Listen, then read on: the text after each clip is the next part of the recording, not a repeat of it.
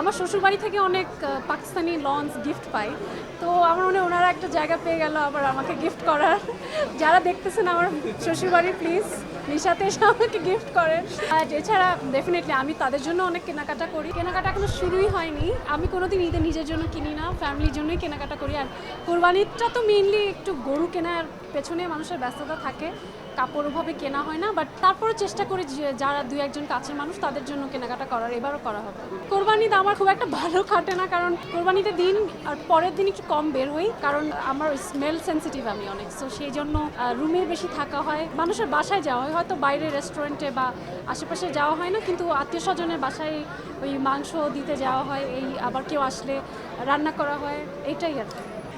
না, এবার ঈদে হয়তো ওভাবে পাওয়া যাবে না, বাট ডেফিনেটলি সোশ্যাল মিডিয়ায় যেহেতু অ্যাক্টিভ থাকি, কোনো না কোনোভাবে মানুষ দেখতেই পায়,